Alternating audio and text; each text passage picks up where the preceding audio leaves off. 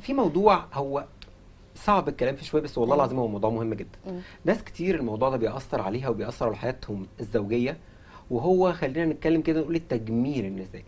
احنا عارفين ان يبقى في مشاكل في بعض الاحيان في ده، فده حضرتك والدكتور بتقدروا تعملوا ده بكل سهوله. ممكن تكلميني عنه وتشرحي له ايه اللي بيحصل في الحالات دي؟ احنا الحمد لله المركز عندنا متخصص، عندنا دكاتره نساء وجلديه، تيم للتجميل النسائي.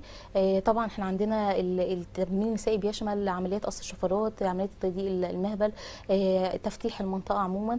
الموضوع ما بقاش مجرد ان احنا بنعمل جلسات وبس، هو الموضوع بالعكس علاج، وفي نفس الوقت بيعزز ثقه البنت او السيده في نفسها. طبعا معانا دكتور احمد بياخد حته التضييق المهبل بالخيوط، دي طبعا تبع الجزء الجراحي في النساء. احنا بالنسبه لنا كجلديه بنفحص الحاله، ولو الموضوع مش مستاهل حته الخيوط وقتها بنعمل حاجه اسمها تضييق المهبل بالليزر. الموضوع بياخد جلسه او 2 والموضوع بيتحسن خالص. لو في حاجه تانية ادفانسد بنشوف التيم اللي معانا دكاتره النساء وبنحلها ان شاء الله. بيكون الموضوع سهل جدا ومش بياخد معانا وقت، ممكن جلسه او جلستين بالكتير. طيب دكتور احمد، انت دلوقتي ابتديت تتحط على التراك معاهم وخدوك معاهم في الحته بتاعتهم، وما شاء الله عليك بالموضوع بتاع الجراحه التجميليه ده. حضرتك عملته قبل كده وفعلا بيظبط من اول مره والدنيا فيه بتمشي سليمه جدا بدون ادنى خوف او قلق، ولا بيبقى فيه بعض الناس بتخاف منه؟ هو طبعا حتى لو بعض الناس بتخاف منه، ولكن هو في الحقيقه هو عباره عن ماينور سيرجري.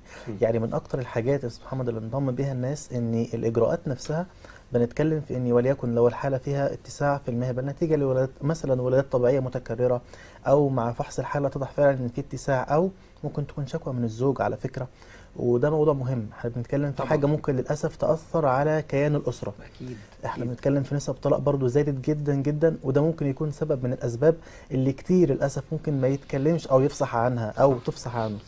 فاحنا طبعا مبدئيا لو وصلنا لمرحله ان احنا محتاجين نعمل تضييق المهبل، لو مرحله لسه في بدايتها طبعا ده عن طريق الليزر، ده مع دكتور اسراء او دكاتره الجلديه اللي موجودين.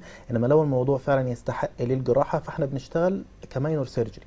بنتكلم ان احنا بنقول ان كل الاجراءات طبعا الحمد لله كلها بليدلس، يعني بدون نقطه دم واحده. بنتكلم في ان احنا مش بنحتاج غرف عمليات او حجز في مستشفى. ده اجراء هو عباره عن خيوط، طبعا بتختلف على حسب، ليها كذا تكنيك على حسب الحاله نفسها محتاجه ايه، وعلى حسب درجه الاتساع، وعلى حسب يعني بنشوف المسافه للبرينيوم، ده جزء معين في الحوض، المسافه بين فتحه الشرج وفتحه المهبل. طبعا لو كانت اذا كانت شورت او لونج فبنحدد اكوردنج لكذا جريدنج موجود. اذا كان هنحتاج وليكن سنجل ستيتش تكنيك اللي هو عباره عن خيط بندخل فيه في اتجاهات معينه، وفي نهايته بنبدا ان احنا نعمل تقويه لعضلات الحوض، ان احنا بنضمها على بعض، وبالتالي بنقضي تماما على مشكله اتساع المهبل عن طريق السنجل ميثود.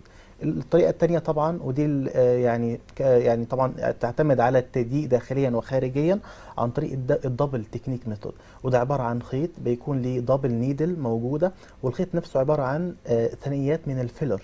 يعني هو مش عباره عن خيط بس شد، لا هو في نفس الوقت كمان بيدي فيلر للمنطقه. مجرد ما احنا بنبدا الاجراء بتاعنا اللي احنا قلنا ان هو بليدلس من غير اي دم اطلاقا، ما بنحتاجش اي تخدير غير مخدر موضعي، وما بتحتاجش غرفه عمليات، وما بنحتاجش غرفه عمليات. في دقائق الخيط بندخله في اتجاهات معينه، وبعدها بنبدا نكون خلاص انهينا موضوع التضييق. صدقني الموضوع فعلا مش مقلق اطلاقا، ان احنا في البدايه ده كلينيك بروسيجر، يعني طبعا حاجه موجوده في العياده بتتم على، والحمد لله طبعا النتائج كلها ساتسفايد. النتيجه الحمد لله اب تو 100%، بتكلم في ان احنا 100% الحمد لله. حالات عندنا فعلا كلها راضيه تماما عن النتيجه وبزياده.